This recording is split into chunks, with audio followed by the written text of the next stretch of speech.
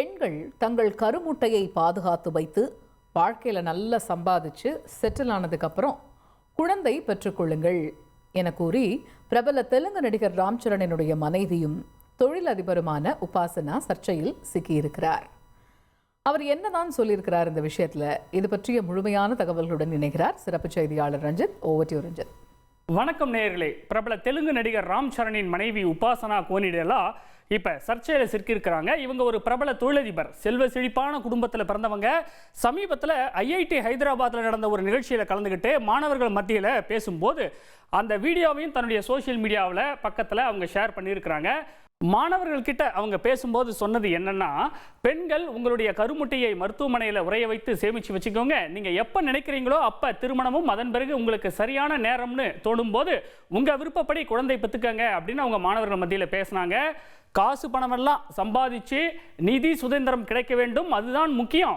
நான் என் சொந்த காலில் நிற்கிறேன், எனக்காக நானே சம்பாதிக்கிறேன். கருமுட்டையை பாதுகாப்பது என்பது பெண்களுக்கு இன்சூரன்ஸ் போன்றதுன்னு அவங்க பேசியிருந்தாங்க. அது மட்டும் இல்லாமல் அங்கே கூடியிருந்த மாணவ மாணவிகள் கிட்ட உங்களில் எத்தனை பேர் திருமணம் செய்து கொள்ள விரும்புகிறீர்கள் அப்படின்னு தான் கேட்டதாகவும், அதுக்கு பெண்களை விட ஆண்கள் தான் அதிகமாக கைகளை உயர்த்தினாங்கன்னு அவங்க சொல்லியிருக்கிறாங்க. இதன் மூலமாக பெண்கள் படிப்பு வேலையில தான் அதிக கவனம் செலுத்துறாங்கிறது தெரியுது. இதுதான் முற்போக்கான இந்தியா அப்படின்னு உபாசனா தன்னுடைய பதிவில் குறிப்பிட்டிருந்தாங்க. இவருடைய இந்த பதிவு சமூக வலைதளங்களில் பெரிய சர்ச்சையை உண்டாக்கிவிட்டது. அவர் சொன்னது சரின்னும் தவறுன்னும் பல பேர் காரசாரமாக விவாதம் பண்ண ஆரம்பிச்சிட்டாங்க. கருமுட்டையை உறைய வைக்கிறது அப்படிங்கிறது சாதாரண ஒரு விஷயம்லாம் கிடையாது. அப்படியே வச்சாலும் அதன் மூலமாக வெற்றிகரமாக நினைக்கும் போது குழந்தையெல்லாம் பெற்றுக்க முடியுங்கிறதுக்கு எந்த உத்தரவாதமும் இல்லைன்னு டாக்டர் சுனிதா சயமகாரு அப்படிங்கிறவங்க பெரிய பதிலடியை கொடுத்துருக்குறாங்க. இன்னும் சிலர் இப்போ உபாசனா சொல்கிறத வச்சு பார்க்கும்போது திருமணம் என்பதையே இவர் ஒரு ஆப்ஷனாக வச்சுக்க சொல்கிறாரா அப்படின்னு நிறைய பேர் கேள்வியில் எழுப்புறாங்க. சில பேர் அவர் சொன்னது சரிதான்னு அவருக்கு ஆதரவாக சொல்கிறாங்க. ஏன்னா இன்னைக்கு பெண்கள் பல பிரச்சனைகளை சந்திக்கிறாங்க. குடும்பம் குழந்தைன்னு சீக்கிரமே கமிட் ஆகி பண தேவைக்கு இன்னொருத்தரை தான் டிபெண்ட் பண்ண வேண்டி இருக்கு. அப்படி இருக்கும்போது அப்படின்னு சோசியல் மீடியாவில் மிகப்பெரிய டிபேட்டே போய்கிட்டு இருக்கு. இதுக்கு மறுபடியும் தன்னோட பக்கத்தில் உபாசனா பதில் கொடுத்துருக்குறாங்க. என்னென்ன கேள்விகள் தெரியுமா அவங்க எழுப்பி இருக்கிறாங்க? பெண்கள் சமூக அழுத்தங்களுக்கு பயப்படாம உண்மையான அன்புக்கு மட்டுமே திருமணம் செய்து கொள்ளுங்கள்னு சொன்னேன், அது தப்பான்னு கேட்டிருக்கிறாங்க. சரியான துணையை கண்டுபிடிக்கும் வரை பொறுத்திருங்கள்னு சொன்னது தப்பான்னு கேள்வி எழுப்பியிருக்கிறாங்க. இதே போல ஒரு பெண்ணின் சூழலுக்கு ஏற்ப குழந்தை எப்போது பெற்றுக்கணும் அப்படின்னு அவளே முடிவெடுக்கணும்னு சொன்னது தப்பா? திருமணம் குழந்தைகள் பற்றி மட்டுமே சிந்திக்காம தனக்கென்று ஒரு இலக்கை வைத்துக்கொண்டு தொழிலில் கவனம் செலுத்துங்கன்னு சொல்வது தவறான்னு உபாசனா அடுக்கடுக்கான பதில் கேள்விகளை கேட்டு தெரிக்க விட்டுட்டாங்க. நான் 27 வயதில் கல்யாணம் பண்ணிக்கிட்டது என்னவோ உண்மைதான். அதே நேரம் 29 வயதில் கருமுட்டையை உறைய வச்சு பாதுகாத்து 36 வயசில் தான் முதல் குழந்தையை பெற்றுக்கிட்டேன். இப்போ 39 வயசில் ட்வின்ஸ் பிறக்க போகுதுன்னு உபாசனா விளக்கம் கொடுத்துருக்குறாங்க. இந்த நேரத்தில் நம்முடைய நடிகையும் சமூக செயற்பாட்டாளருமான வினோதினி இணைந்திருக்கிறார். அவரிடம் நாம் இது குறித்து பேசுவோம். மேடம் வணக்கம். இணைப்பில் இணைந்தமைக்கு மிக்க நன்றி. இப்போ உபாசனா அவங்க சொல்லக்கூடிய அந்த கருத்தை நீங்கள் எப்படி பார்க்குறீங்க? எல்லா பெண்களுக்கும் இது பொருந்துமா? ஃபர்ஸ்ட் சார், முதல்ல நன்றி தந்தி டிவி இந்த விஷயத்த எடுத்து பேசுறதுக்கு.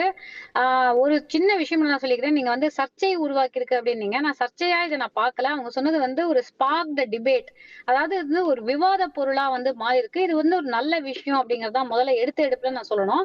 ரெண்டாவது பாத்தீங்கன்னா அவங்க சொல்ற சில கருத்துக்கள்ல எனக்கு உடன்பாடு இருந்தாலும் என்னைக்குமே நம்ம ஒரு பகுத்தறிஞ்சு பார்க்கும்போது நம்ம என்ன சொல்லுவோம்னா, என்ன விஷயம் சொல்லப்பட்டது அப்படிங்கறத விட யார் இந்த விஷயத்த சொல்றாங்க அப்படிங்கறது நம்ம பார்ப்போம் எப்பயுமே.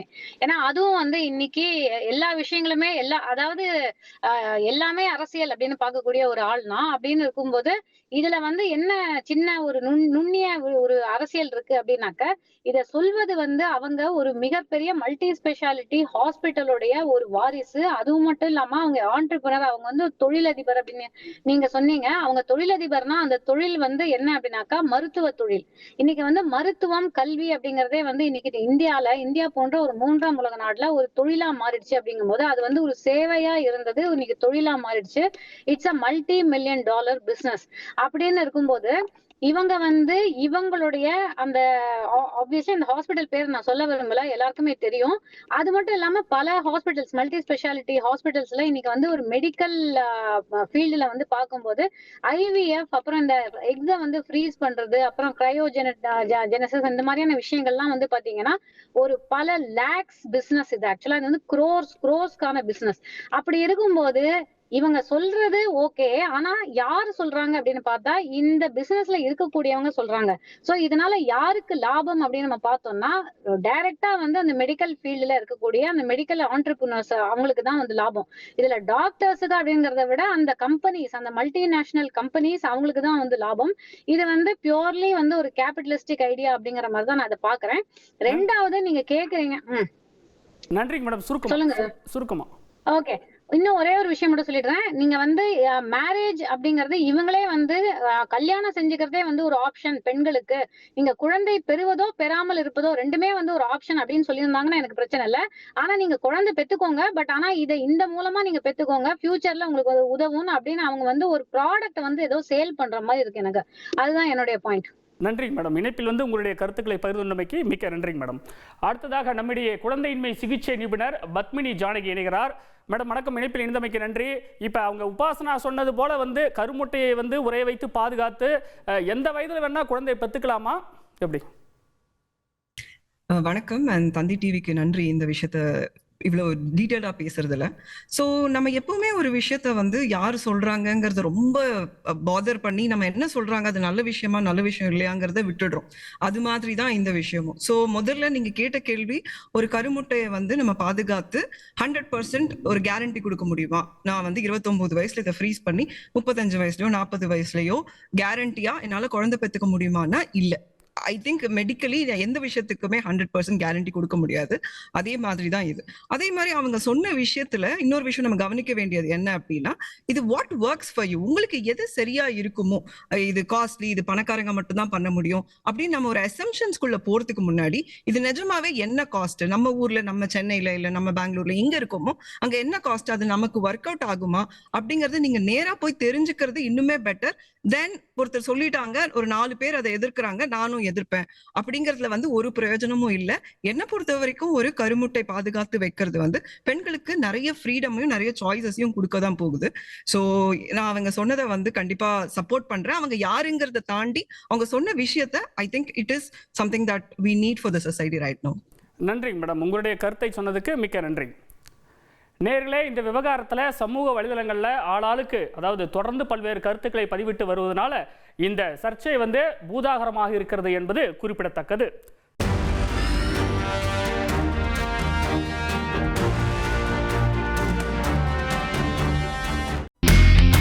இனி செல்லும் இடமெல்லாம் செய்தி.